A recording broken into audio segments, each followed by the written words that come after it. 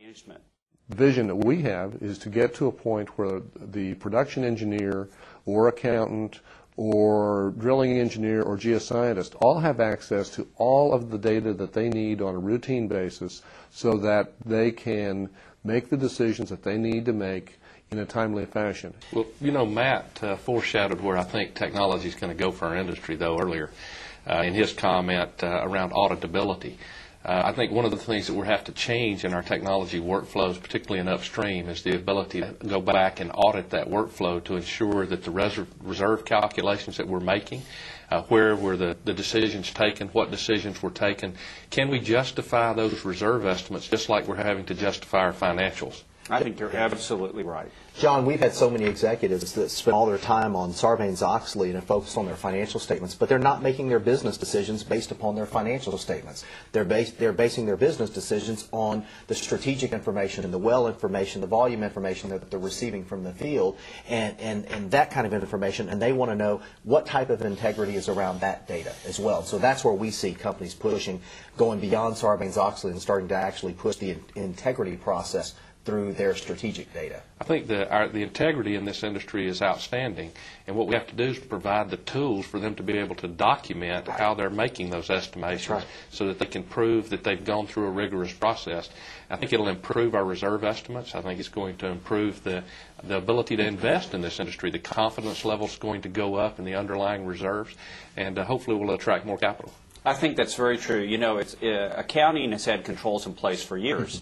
And I would argue that the documentation around an accounts payable invoice that's worth $5 is more consistent and more available than making a multi-million-dollar drilling decision somewhere in the world. Any final comments, John?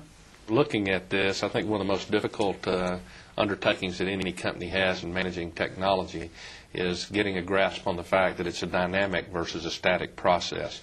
That any decision that we make and any investment that we make in technology today obsoletes itself over a short period of time.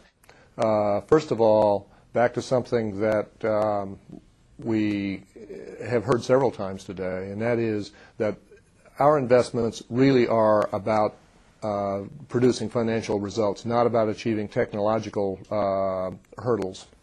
So from that perspective, we are always going to look at all of our investments as being appropriately viewed from a from a financial perspective rather than from anything else.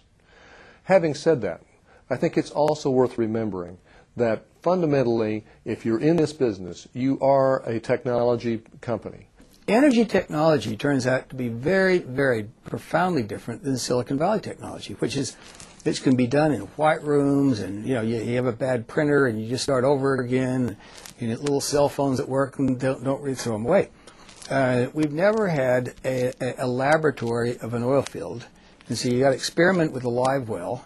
What's happened over the last decade, because technology is moving so fast, because people want return on investment so quickly, they're not willing to invest long-term in employees, and it's like, oh, I need this done today.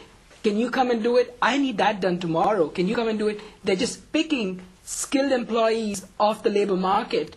And we have come to, I think, a melting point here where technology and people are out of sync.